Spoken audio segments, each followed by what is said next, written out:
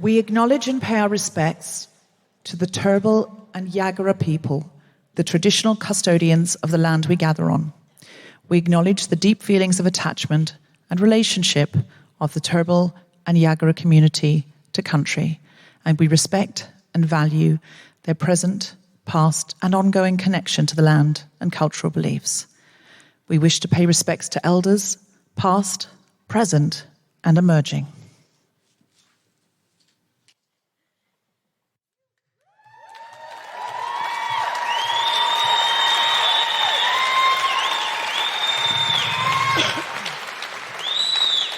I'm a feminist, but... Hello, Brisbane! We're out of lockdown and all the way home. And I'm a feminist, but when I got to Brisbane, I thought I should find out what's going on in the feminist community, and I Googled Feminist Brisbane, and the first thing that came up was a feminist bushwalking society. And I was like, do men have enough rights?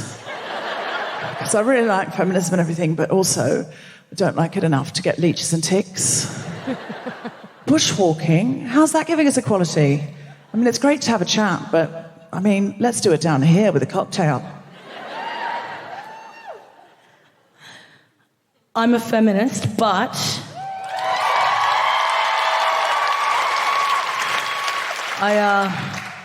I used to be afraid of calling myself a feminist in case it made me less fuckable.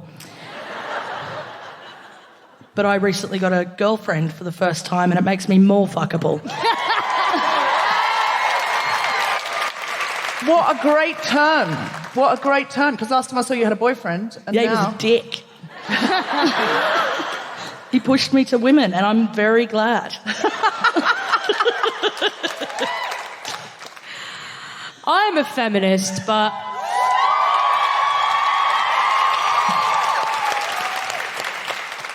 Earlier this evening, Deb asked me to zip up her dress, and I was just fucking struggling to do it. And I said, "I'm really sorry, mate. I don't really understand dresses." And she said, "Is it because you've got more experience getting them off?" And I'm a feminist, but I did quite like that she said that. Not sure you should love me after that. I'm a feminist, Grace, but after you failed to get me into the dress, which was it was a little bit like a scene from Pride and Prejudice with a lot of winching of a corset, it was sticking. It was like one of those invisible dips, and it was sticking. So they sent me downstairs to the wardrobe supervisor of Opera Queensland, and who I'm a feminist, but I assumed, I think, would be a woman. And it was a man called Nicholas who sewed me into my dress. Swoon. But he had to keep stopping because, you know, a tenor would go by and say, "Could you help me with my cravat?" And it was really magical and wonderful. I was glad that the dress had stuck. Anyway, I am actually sewn in. And I said, "I'll see you in 2 hours. You can get me out of it." All innuendo intended. And he laughed in a way, it was ambiguous. Look, I'll tell you later. I'm a feminist, but my dad lives around the corner from me and I pretend that I don't know how to mow the lawn, so he'll just do it. You pretend you don't know? Like, what, you ring up and go, "I've forgotten." I just go, "Oh, Dad, the lawn's getting so long." Because I'm the only girl. I'm the baby girl. And Do you do a voice? Yeah. Is it, if you want respect, do you call him Dad? And if you want the lawn mowed, do you call him Daddy? If I want respect, I don't call him. No, I'm kidding. I don't even know what that means. No, he just is really happy to do it. Sometimes I'm like, "This is so heavy," and he's like, "Steph, that's a feather," and I'm like, "No, can you do it? I couldn't be bothered. I mean, it's heavy." And I'm a feminist, but I'm a bad daughter. Listen, get what you can. Yeah, I figure. Listen, there are days for feminism, and there are moments to get what you can. Yeah. And it might be one of the... Because I assume you're conserving your energy to fight the patriarchy. Absolutely. Yeah, so you're like, I can't... I've got to mow the lawn, and I've got to go out and do comedy, which is a very, male-oriented... you are. Yep. You got me figured out. I'm working really hard to justify this, Steph. They're not buying it. I think I'm being very convincing. So, for the podcast listeners, I'm not very convincing. I'm a feminist, but when we were discussing this topic backstage, due to a mix-up, I ended up calling Grace Petrie Daddy, and now Daddy Petrie is her tour nickname. I suppose it is now. You've told them all. Well, I'm a feminist, but a couple of weeks ago I went to see Alanis Morissette in London. I know it's a sore point in Australia. I know she cancelled her tour here. I'm so sorry. Don't hate me because you hate me. But I went to see Alanis Morissette in London, and obviously it was amazing, and I cried all the way through, and it was incredible. And then after the show, there was about 300 women in the queue for the toilets, and no men. And so a few enterprising women started just heading into the men's toilets. And of course I was one of them. And looking the way that I do, when all of the other women were turned back by security, this security guard went, do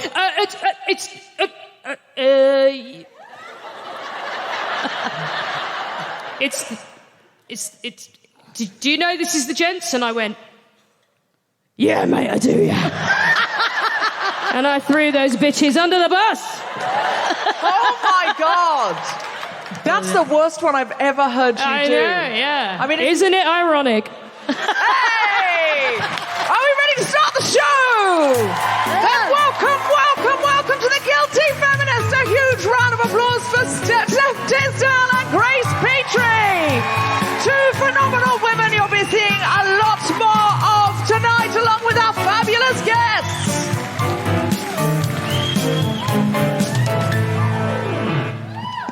Yes, that's right. The music is always a little bit longer than that introduction. Hello, Brisbane. It's so amazing to be back. In the darkest days of lockdown, because I know you had lockdowns too, but London's lockdown did go on. I don't know if you heard. We were legally not allowed to leave the house for some years, and they'd let us out for a bit, then they'd send us back, and and so on and so on. And we started just not believing in the outside anymore. I used to think, will I ever be allowed back to Australia? We had a go at scheduling the tour, and they said, no, it'll definitely be okay by then. And then they said, oh no, it won't be all right at all. Australia said, never come back here. And they kept transferring the tickets. And I mean, some of you probably had tickets from the last date that was meant to be. Yes. You stopped believing, I stopped believing. But feminism believed for us, and here we are. I brought a sequined cape that says Guilty Feminist, partly because it makes me feel like a superhero. Not all superheroes wear capes, but lots do. It's the, and partly because I wanted you to get your money's worth after all the waiting. I thought, if I come in a sequined cape, they'll think, yeah, it's been worth it. It's been worth the wait. It's been worth the wait. There's always an anxiety when I come back to Brisbane, because, I was born in Brisbane, raised here, partly raised on the Gold Coast, partly, and a prophet is never accepted in their hometown. Not that I'm comparing myself to Jesus. He only had 12 followers. I've got loads on Instagram, so...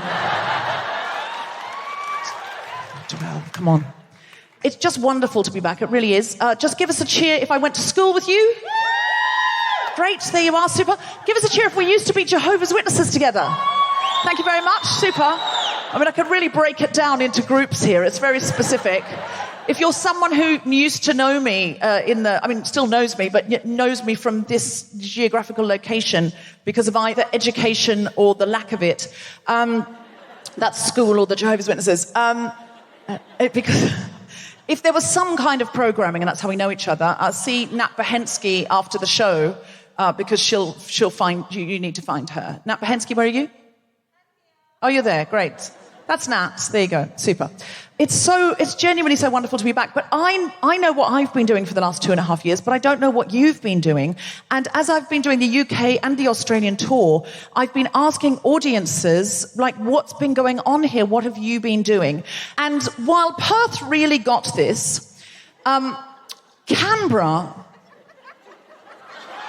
it's like a group of school captains. It's like everyone in the audience was school captain of their school, and they've now gone to Canberra to obey the rules. And so, in Perth, someone was like, I didn't shave my legs for 6 weeks. And I went, what happened? And they were like, I was coming out tonight and I thought they could do with it going over, And in Canberra, it was people going, I co-founded. I'm like, no. If you co-founded something, this is not the time for you. We will get there. We're going to work our way up. If you've got something you need help with, I will ask for that. But can we start with a low bar where everyone in the room is going to go, I can do better than that? Anyone got anything? Come on, it's Brisbane. You must. Yes, hello. What's your name? My name? Yes. Kezia, great. Thank you, Kezia. So Kezia said she's gone, she doesn't know, therefore I'm just going to do this. Sorry, I don't want to get you in trouble, Kezia. Okay, so what's your name? Ariadne. Brilliant name. As is Kezia, to be honest. Everyone in this building has got name. I came in and someone said, my name's Elvis and this is Panda. That's true. And I'm yet to meet a person in this building with a name like Gary or Sue. Okay, so Kezia, what did you do? What was your small... You're wearing a hoodie that says resting witch face. How old are you, Kezia? 11. Well, that's changed quite a lot of the jokes I was going to do. Kezia, Sorry? Oh, you're not Kezia. You're Kezia. I'm so sorry. Thank you. Yes. You're Kezia. You're... Ariadne. Ariadne? Yeah, okay, all right. Like Ariana Grande, but with some extra consonants. Ariadne. Sorry, thank you. Yes, good. Okay, Ariadne. Kezia, if you've got one, you will be welcome to give it. I mean, she's normally doing, things like Gilbert and Sullivan, and she's not really called into that. Okay, Ariadne, you're 11. And what was the act of feminism? I taught a boy in our class what feminist meant.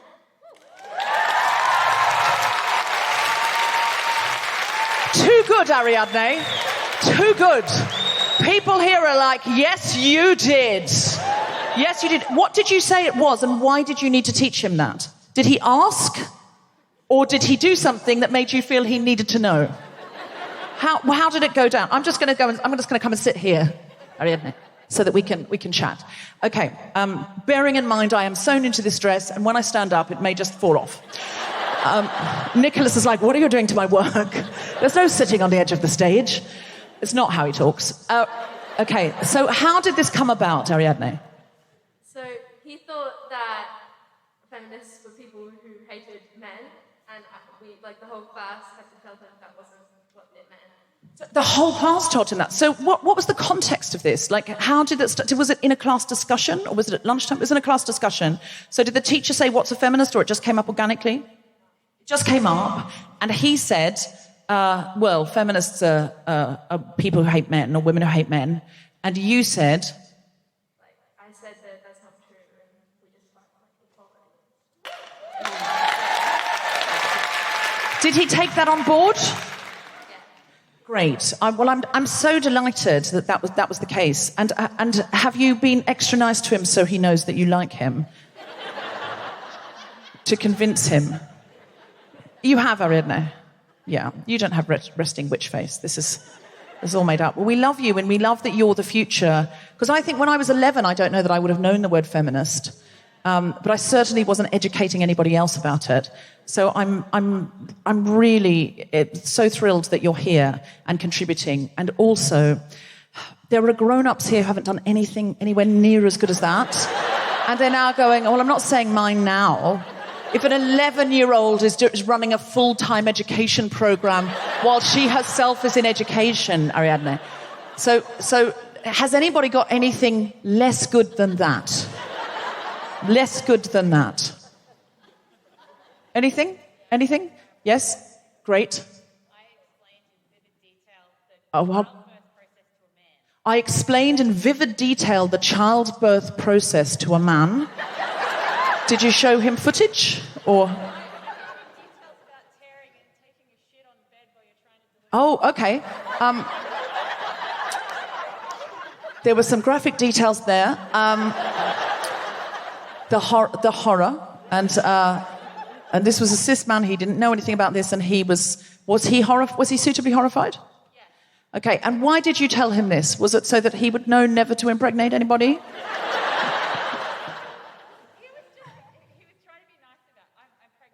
You're pregnant. Is this the man who impregnated you, or no? No, this is just a man at a bus stop who hadn't asked. Like, are you just spreading this now? You're thinking, oh my God, what have I done? Men need to know. What? He's a good friend of yours, or at least was. But he was trying to be supportive. It's a love. Oh, he was saying it's a lovely thing. It's natural. You'll love it. You'll enjoy it. And you were like, oh my God, fuck you. Yeah. Yeah, okay. That makes absolutely excellent sense. And he needed to hear the most graphic details. Send him a video, please. When you're doing it, what's his name? Pluto. Are people winding me up at this point? Leto. His name's Leto. Well, I want you to make a video while you're giving birth, screaming, look at it, Leto! Look at it! Does this look calm? Does this look lovely and natural? No, it doesn't, Leto. This is what your mother went through, Leto. Call her and call her now. Okay, now, it's as easy to get down than up, I'll be honest. So I'm going to try and do a dignified... Okay, so Ariadne's mum is going to just help me because she's going to take the mic. Okay, all right, ready? You're wearing a great T-shirt as well. What does your T-shirt say? Feminism is my second favourite F word. What a fun mother-daughter night.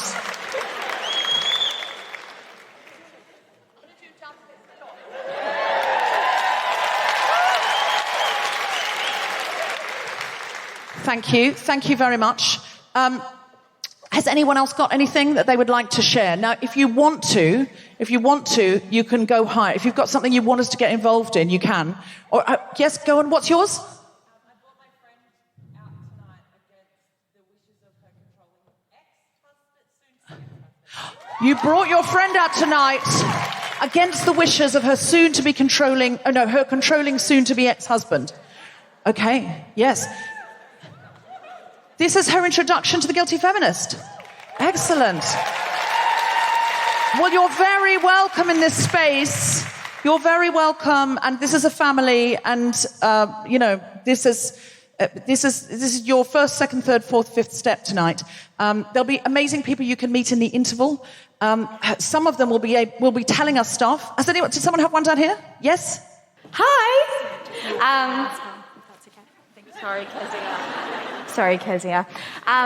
So I've just started production on a brand new musical called Destiny Doomed. It's written by a Brisbane playwright called Anina, and it is a retelling of an Irish folk tale where Anina has written it so the woman doesn't die. So she's rewritten an archaic story, but it has a happy end for the woman. It's not a fallen woman in a gutter getting what she deserves. Yeah, so because she's dead to speak or have a voice. So in the original story, I'm sorry for the spoilers. In the original story, her destiny is doomed, and her only way out of it is to take her own life. So in this, we have rewritten it, and Nina has rewritten it, and she finds, with the help of her friends, she finds a way to escape her destiny and rewrite it for herself. Love that. And What stage is this musical in? So we've just started rehearsals. I'm on it as the movement director, and we have an incredible cast, a diverse cast. It's an all-female and non-binary production team. It's by a indie theatre company in Brisbane. And where will we be able to see it and when? So it's on in Musgrave Park towards the end of September, early October. Great. Is that Musgrove Park? Musgrove Park, the one just that way. Musgrove Park. Okay. Yeah. Musgrove Park. What's the theatre called? It's called Observatory Theatre. Observatory Theatre. Can we buy tickets now? Yes. You can? Yes. Okay. So tickets are open, but how many seats does the theatre hold? So we're doing it outdoors. So because we wanted to keep, and Nina wanted to keep with that traditional storytelling of the outdoors feel. So it's outdoors. Please bring a blanket or a chair or a pillow. And I think there's very limited seating. So Observatory Theatre, and the musical's called Destiny Doomed. Destiny Doomed. Okay. So get your tickets now for Destiny Doomed. You won't want to miss that. That is a way that you can support local feminists in Brisbane doing something. And Hannah Gadsby always says to me, story is our cure. That we go to story to see what's possible. And so if local feminists are working to make this happen, presumably on quite a small budget, yes? Do you need more money for the show? Maybe. Okay. Never say maybe. Never say maybe. If you're ever asked, do you need more money, you always just say yes. I'm in the arts, so I should know to say yes. You're nearly out of money. Well, the arts always needs more money. The arts always needs more money. Okay. But I think you should specifically say, yes, our production needs more money, because you want to pay people more and, We would love to pay people more. Okay, super. So if anybody is a wealthy patron here tonight and would like to give them some money, but the great way you can give them money is to buy a ticket and take your friends, share it on your WhatsApp groups, not just on your socials, and let's get some exciting hype around it, because I'm very, very thrilled to hear this story. Thank you so much. Thank you.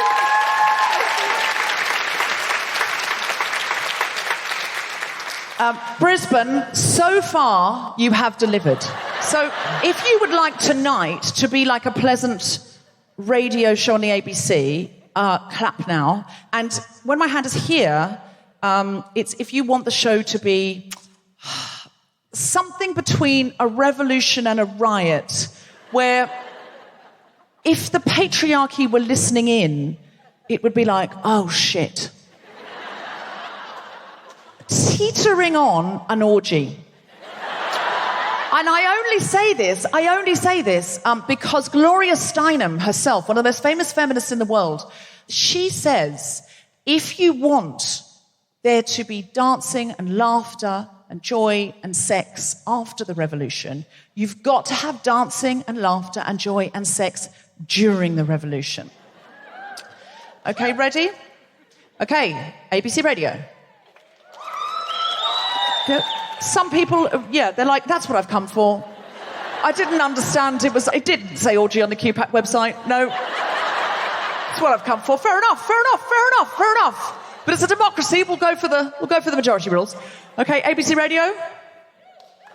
Okay, more drunk and quite cross with the patriarchy. That's quite funny. Revolution teaching on orgy. Brisbane, I believe you. Are you ready for some stand-up comedy?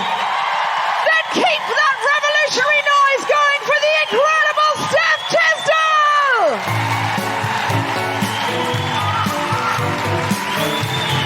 G'day. Hello, how you doing?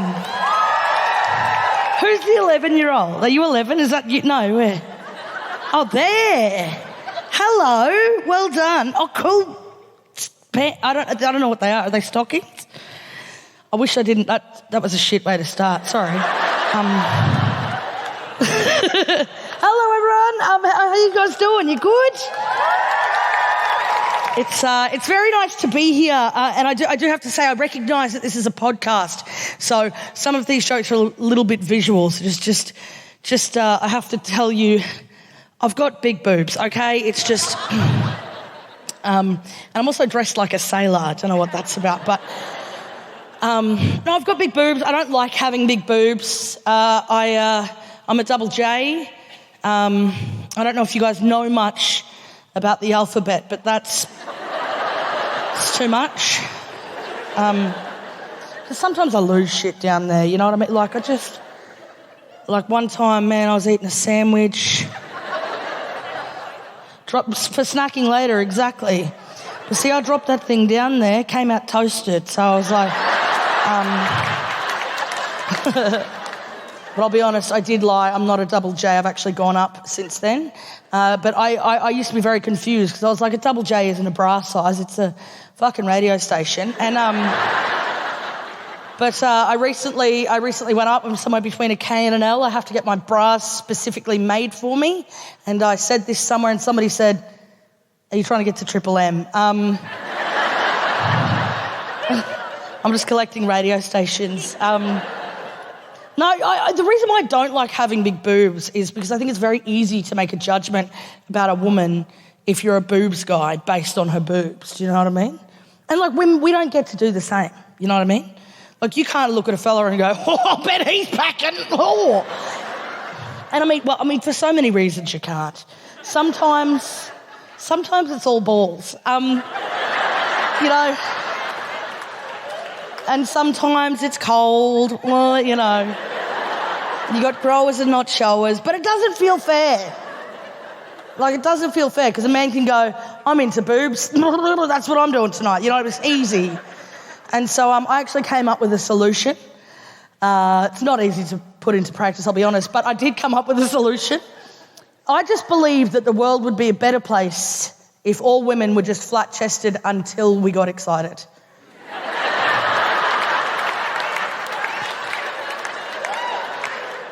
You know, like imagine that.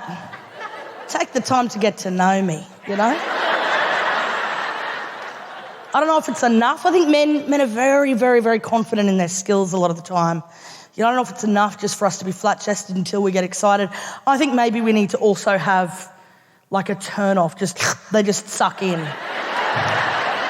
You know, audibly too, that's it, they're in. Because I'm a very polite person, I find it really hard to say no to people. But that would make things so much easier. Just turn around and go, "Oh, I'm concave, mate." Nips are playing my rib cage like a xylophone. Not going to happen. So, I think it's been hard. Like I put on a lot of weight during COVID. I was already a fatty, but I put on a lot of weight during COVID. I don't know if anybody else did. I just sat down and went, I'm just going to eat, you know. Don't know what else to do. I've got a new nickname now. I go by Coco. Not for COVID, but for Cocoa Pops, because I'm just like a chocolate milkshake, only chunky now. Crunchy in the winter. I don't know what that means. Don't look at me, I don't know what, Ariadne. Was that it? Thank you. Cut that out. No, but I put on weight and I've been really, really insecure about my body because I've always been a big girl and I think the thing is people look at me on a stage, the amount of times that I get messages where people are like, "It is so inspiring to see a big woman like you on stage." And I'm like, why is this inspiring? I'm just a fat woman living my life, you know? I just want you to know, just for anybody who's feeling inspired at the moment, I don't weigh 5 tons. I'm not fucking with the structural integrity of the stage. Because I think the thing is, though, is that I think that because I'm a big woman, people expect me to be very body positive. And, like, I am very body positive when it comes to other people. You know, I'm like, yes, you get it, girl. When it comes to myself, I'm body realistic on my best day. Do you know what I mean? Like, I'm body realistic enough to know that if I'm in an elevator and the door's open and there's 3 people waiting there, I go, fuck off, we're full.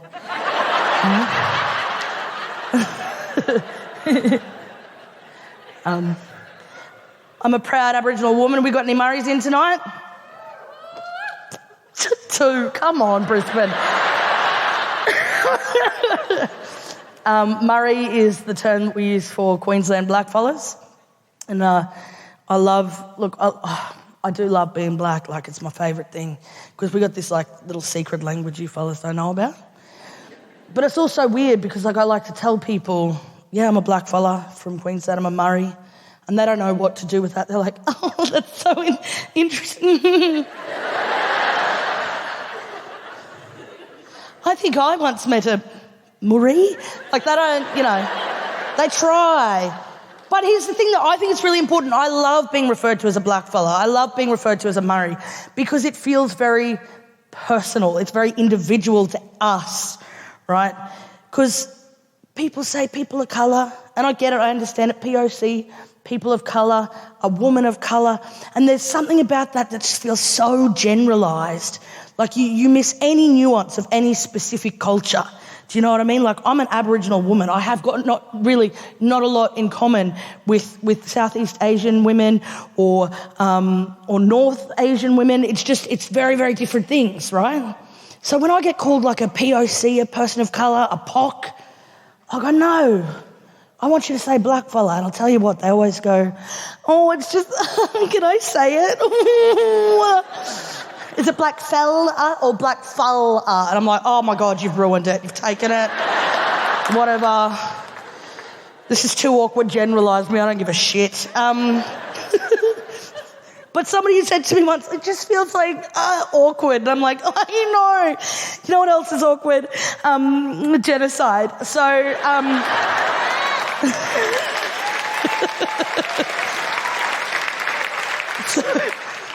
But I do think about this a lot because if we're going to call black fellas or people around the world who are coloured people, that's what's weird about it is when you switch it around, it sounds like coloured people. My dad is white. He's pink. He's a coloured man. Do you know? He's pink. I've never seen a more veiny human in my life. That's a pink and blue man. That is a man of colour. You know? That's what I find weird about it. And also, if we're going to go calling people of colour, let me tell you what, if you're going to group us all together like that, the biggest generalised statement that you can, then just remember one thing. Around the world, we are by so far the majority, it's not even funny. And what's scary about that is if we come together, I'll tell you what, POC, right? POC, these people of colour, POC. No, get ready for the fucking apocalypse. We'll POC you up, you know?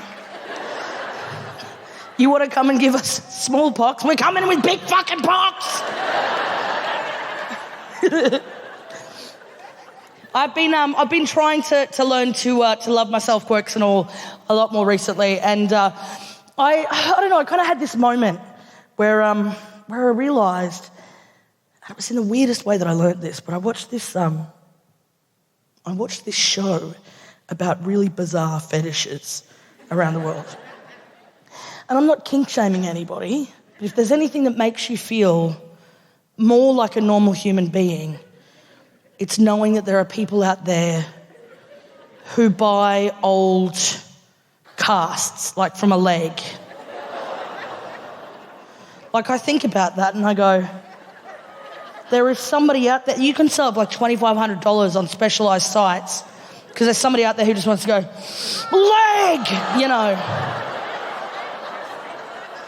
Like, seriously, somebody will to you, and that's beautiful. Because really, it doesn't matter what colour you are, what creed you are, what religion you are, what size you are. There is somebody out there who sees you like a leg.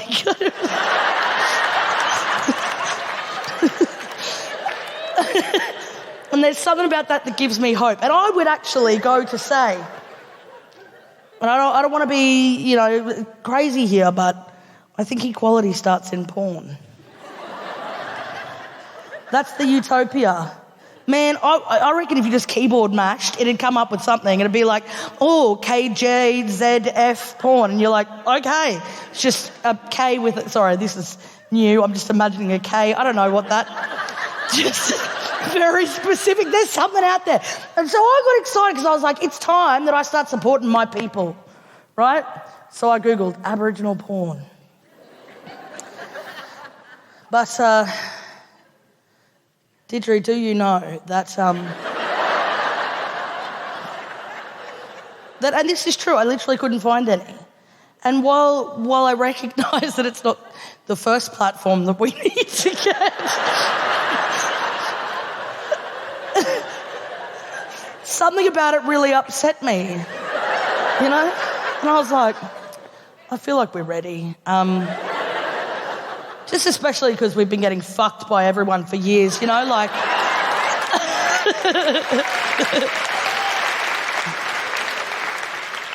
I'm going to finish this on my most shameful secret. Seriously, because I used to think that this was the most shameful thing in the world, and I've been on this journey to just be totally authentic. There's nothing more that I can do or be. There's nothing that I am better at in this world than being Steph Tisdell. And so that includes everything that encompasses, right? So I'm going to tell you my most shameful story because it, at a certain point, got way funnier than it was shameful. But I guarantee you're all going to get really weirded out. Don't worry, it's okay, I'll get you back. Okay, has anybody ever heard of it's called like pica? Yes, a couple of people, yeah. For those who haven't heard of that, if you've ever seen the show My Strange Addiction, no? If you've seen that, they all have pica. Pica or pica usually starts from a mineral deficiency, but is associated with like an obsessive-compulsive brain or a very anxious brain that wants particular types of... You eat non-foods for their sensory or something like that. So it's usually a mental illness thing plus a deficiency. A lot of pregnant women get it as well. Anyway, I'm just trying to make sure that you all know that it's not just... Anyway, I eat rocks. And oh man, I used to be so ashamed. Because the whole process... I mean, nobody's warning you about this. I remember the first time that I was like, this is happening. I was sitting at a table with my mates and there was like grout. It was a tiled table and it was grout and I was like, I think I'm going to eat that. Like... That's a very weird process. And I was like, everyone's going to go, I'm pocketing that. I'm like, just pocketing bits of grout, right? And I was like, no, that was great. I'm doing that again. And it's really strange. You go, oh, that was just a weird day. And the next day you're like, where's that grout at? Like it's... And after a certain amount of time, you begin to find your favourite rocks. It just happens. You know? I got favourite flavours. I was at my mate's place one time and I saw this rock there and I was like, that's it, actually. That's the one I want.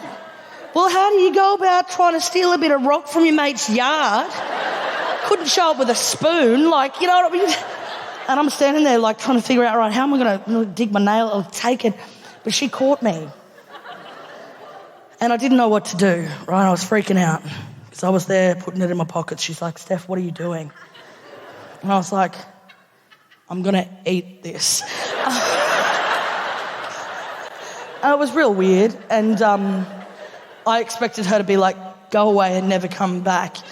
But she was weirdly accepting and then kind of became my dealer. It was real odd. I'd call her up and go, hey, Christina, can I get a bag? You know, like just weird shit. And it was just her and like my mum, I think, that knew about it. And I was so ashamed. And then probably the funniest thing that has happened in my real life that felt like a sitcom moment happened, and I will never be ashamed ever again because it's too funny. So I have this amazing friend of mine. He's this real staunch cultural fellow from Thursday Island, right? And it's been amazing to have him in my life. He's got this amazing story of, you know, fully graduating high school on Thursday Island and coming over and getting a scholarship and getting a law degree, and we've built a business together, and he's always teaching me about these cultural things and about how he used to go hunting and what turtle means to them and all of this sort of stuff, right? He's a very, very, very cultural man, very gentle human being. And I lent him my car for a little while, right? Now, obviously, I'm not an idiot. I have a stash of my rocks in my car. For long trips, I get hungry. And so I lent him my car. And my car's a shit heap because I'm a messy bitch. And when he comes back, He says, Steph, I'm just so grateful that you let me borrow your car. I've got a surprise. And I turned around. He's cleaned the car. And that's lovely. But I started freaking out about my rocks. And I was like, oh, thank you so much. Weird question, unrelated to anything. Did you see a bag of rocks in there? And he goes, yeah, I did. And I went, did you throw them out? And he goes, with the most genuine, serious, heartfelt, earnest response, goes, Steph, I don't fuck with anybody's rocks.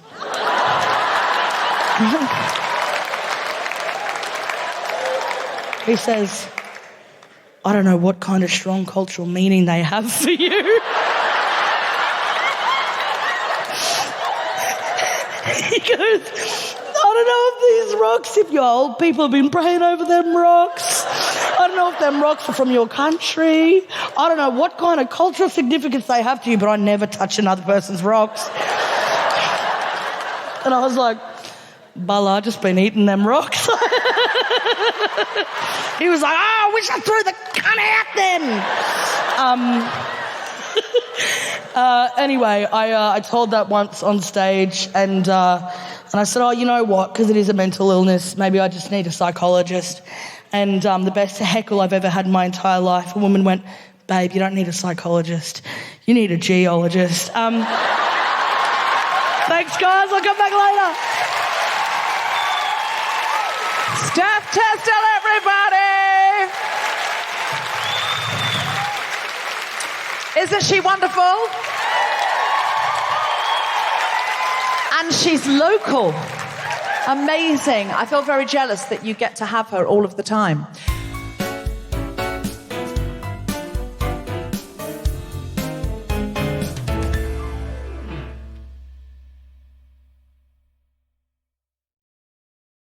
Hello, Guilty Feminist. This is Deborah. The Guilty Feminist presents Camp As Christmas is coming on the 3rd of December at Queen Elizabeth Hall.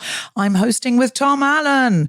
Acts include Sophie Ducat, Daniel Fox, Larry Dean, Rosie Jones, Kemar Bob, Russell Tovey and Rob Diamond, and many more. It is going to be the night of nights. Everyone on the bill is LGBTQ+, and 100% of our proceeds go to the Say It Loud Club, run for and by LGBTQ+ refugees. We are back at King's Place live on the 21st of November with our incredible guest, Seyi Akiwowo. She's written a book on the subject of internet safety and she's here to tell us all about it. Do not miss that night. The second half of that show will be taken over by the Fock It Up Comedy Club. That's Kemar Bob, and Fock It Up, Fock stands for Femmes of Colour. It's going to be an incredible night. That is also a podcast from the House of the Guilty Feminist.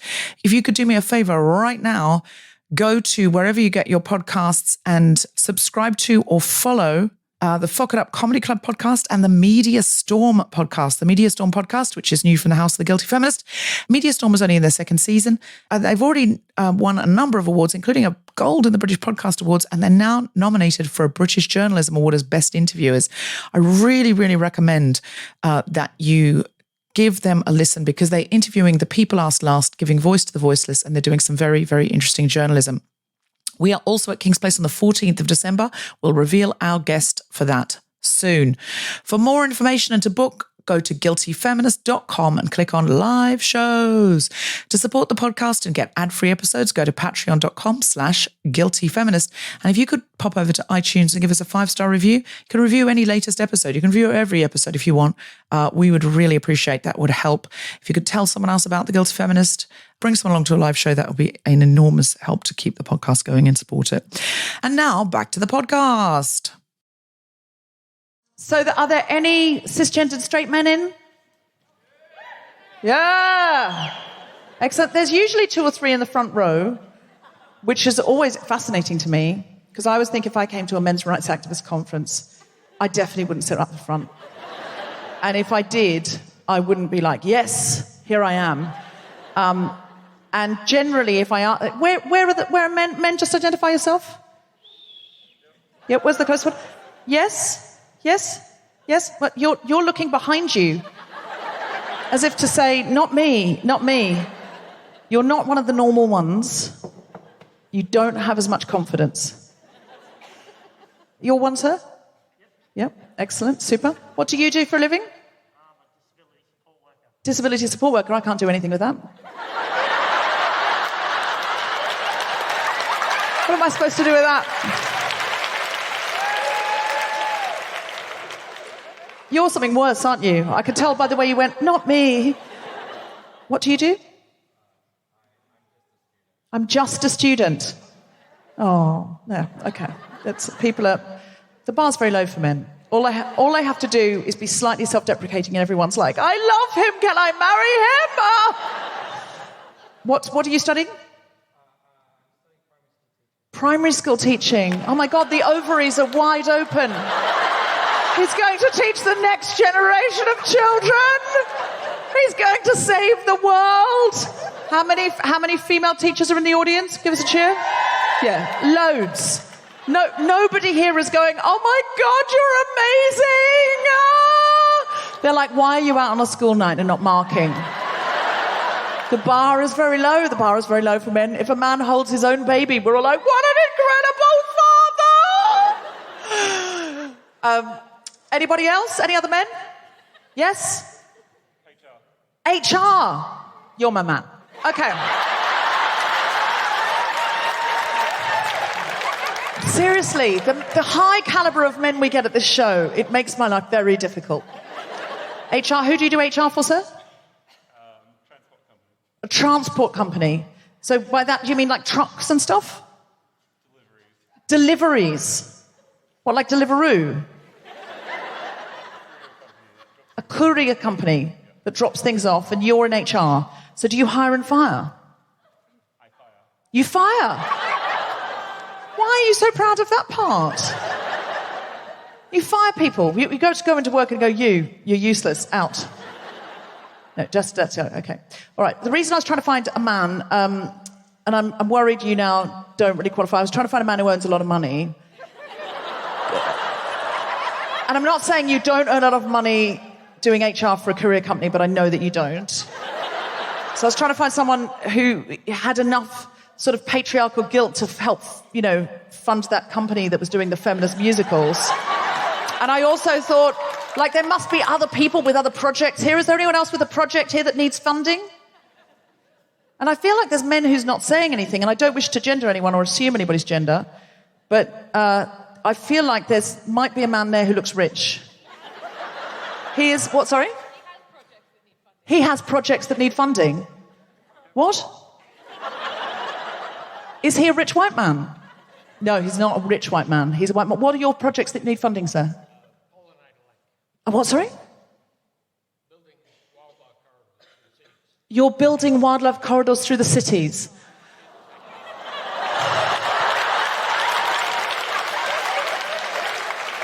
There are wonderful men. There are wonderful straight white men. Some of my favourite David Attenboroughs are straight white men. And here is one of our number. So you are saving the world, sir. Or at least Queensland. One backyard at a time. That's his motto. How much money do you need? Pass a plate, pass a hat. What do you need, sir? What do you need? What's your name? You need volunteers. Oh, well, we've got those. What's your name, though? Is your name Volunteers? Because it would run with this evening's theme. Everybody's name is slightly offbeat. So what's your name? Michael. Great. Super. Michael. Easy to remember, but not as unusual as we would like. So, Michael, and what's your foundation or project called? Pollinator Link. Pollinator Link. And what you're doing is you're creating like a wildlife pathway so that the wildlife all links up. So you've got a koala here, but it doesn't just so, it's a bit of bitumen. There's some wildflowers for it to walk over. And then through that, there's a beehive. Hope the koala doesn't get stung. But no, it's okay because the bees have got flowers they're over there. So is it like that? Am I getting the right idea? Birds, butterflies, and bees. No, we've got to save those, especially bees. Bees, we don't know what happens if all the bees die. But it could just be instantly we die. So we don't, and also, it's not just about us, not to centre ourselves in the bee's journey, but it is true. We don't know what happened if the bees dies, the bees dying. So this is great. So this is called Pollinator Link. What do you want our volunteers to do? Get out. Yes. Step 1, leave the house. Okay. Step 2, Michael. Step 2, leave the house. Yes. Where do they go? I've left the house. I live in Gatton. I know that name. Or I live in Redcliffe. And I've left the house. I think I need to save bees with Michael. And then what do? I've locked the door. Which way do I go? You go where? Put on displays and educate people. So would I need to contact Pollinator Link and say, I'm happy to learn how to put on displays and educate people? Do you need people to actually do planting and things? You do that too? National Tree Day is coming up. How many of you knew that? Michael did. You need 600 trees or people. You've got 600 trees and you need them to be planted. Okay. Well, there's loads of us. There's like 1,000 people in here. Okay. So who's up for volunteering for Pollinator Link? Just give us a cheer. No, who actually means it though and will do it? Great. Okay, we've got you loads more volunteers. And do you need money as well? Always need money. Yes, he knows. See, this is where you think at first, oh, he's not like a white, posh, straight man at all. No, he is. Do you need money? Do you see that? Do you see that? Musical theatre? Yes. Do you need money? Yes, always, immediately. Give it to me now. Okay, so if you've got some money, this would be a great place to put it. Just give us a cheer if you've got some money. Okay. You're getting a lot more volunteers than money tonight, Michael. Just to be clear, but we don't know. Those ones that cheered one of them could be Bezos. We don't know if he's in. He's not in. Just to be clear. But that's a great thing you can get involved in Brisbane, and that's an incredibly feminist thing to do, because if the planet comes to a grinding halt and just goes into complete inky blackness, that's terrible for women. All right. Now listen. Have you enjoyed the first act so far? Soon you are going to get to go for an interval where you're going to get to go to the loo, you're going to get to go and talk to Michael, put your name down. Do we just Google it and look up the website? Pollinator Link. Okay, just Google Pollinator Link. But you can go and say hi to Michael. It's pretty obvious which one he is.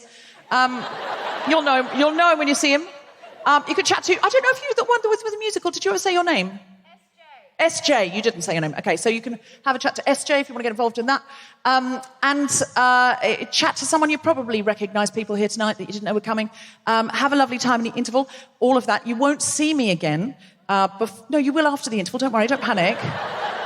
Because I've got somebody very special that I brought all the way from the United Kingdom to close the first half. She is my favourite person to tour with. She makes my night every night so much better, and she's about to make your year much better than it ever could have been if she hadn't gotten on that plane. Put your hands together and make incredible woohooing noises for the wonderful Grace Petrie!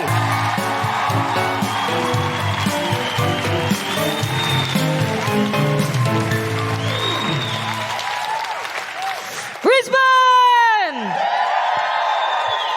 How are you going? It's lovely to be back in Brisbane. It's my second time here. I was with Deb last time at the Powerhouse Theatre. Was anyone there? Oh, fuck, wow. That's some good returns, isn't it? You all came back. That's cool. Didn't put any of you off. So I'm going to sing you a couple of songs. This first song, it's very strange for me. We just came from Canberra, and it's very strange. Did someone just boo Canberra? Fuck. Didn't think that was going to kick off like that. Well, I mean, I'm sorry, but it's true. We've just come from Canberra, where it was very cold. It's very strange for it to be cold in July for me, because obviously it's the middle of British summer, and it's my birthday in July, so I was sort of shivering around Canberra. Oh, no, thank you. Not quite yet. But I was sort of shivering around Canberra. I had to buy myself a big winter coat. obviously, if I was in the UK, I'd probably be doing loads of festivals right now because it's the middle of summer. And because I'm doing this, I only just got to do one. So I was at Glastonbury Festival in June. Anyone been to Glastonbury Festival? Cool.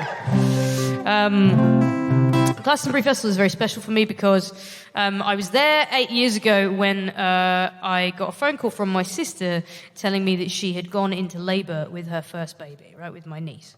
And so I jumped in the car and I drove home. It's about 4 hours away from where I'm from. And I wrote this song about my niece being born. My niece is called Ivy. And this song is about her.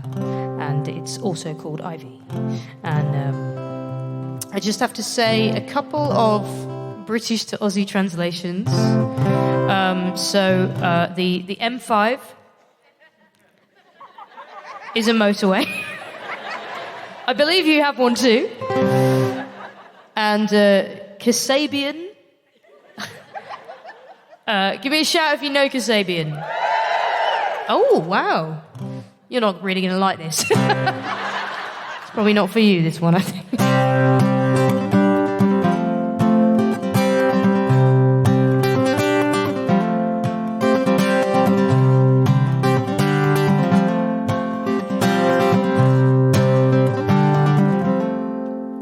It was Glastonbury 2014, and me and my best friend, we'd had an awesome festival. Then we got a call on Sunday about 10:30, and it was back to the camp, and it was pack up the tent, and it was saying goodbye to Billy Bragg as we went, and telling our friends that we had somewhere to be, someone so much more important than all those VIPs. It was your mum on the phone that rerouted us. We got a hug goodbye from Phil Jupiters, and then we drove all night from Glastonbury to meet you home when you were ready to arrive, Ivy. And I drove until the sun came up to beat you home, all the way up the M5, Ivy. And being early for someone was a first for me, but I thought my heart would burst if you got there before me. And all the way home, all I thought was how I can't wait to tell you this story, Ivy. Thanks for waiting for me.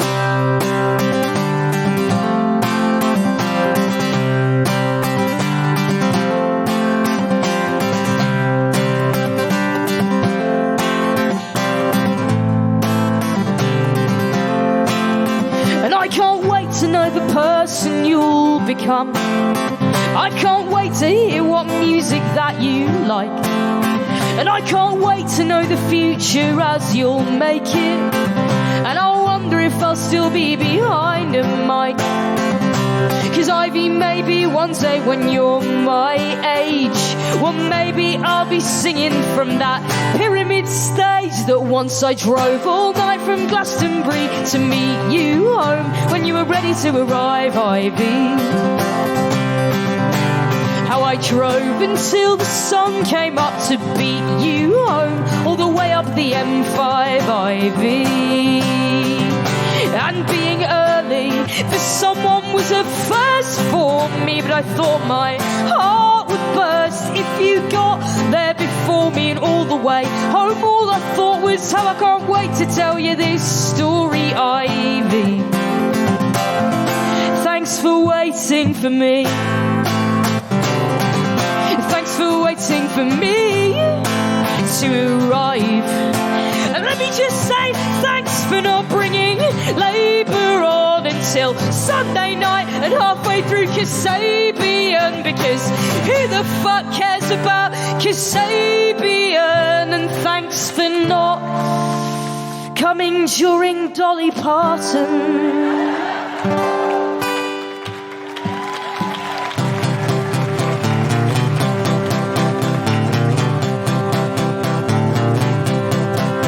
Oh, believe me, I when I say I would have driven right up the M5 to be there when you start living. But I must admit that I would be sad departing, 'cause how many times in life do you get to see Dolly Parton live? Not that many,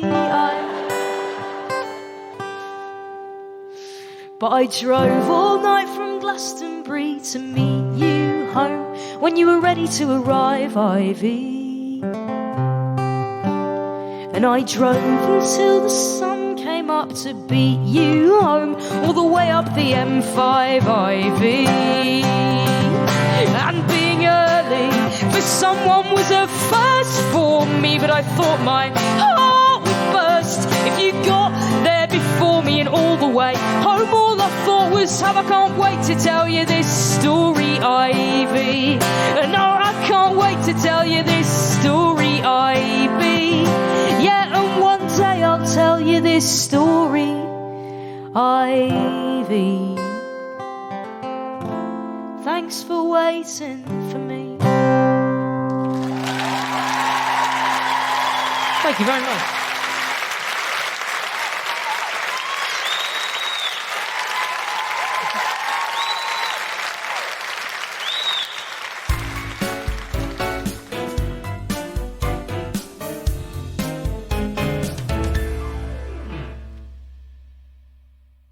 So that was the first half. Join us for part 2, which should be in your feed right now.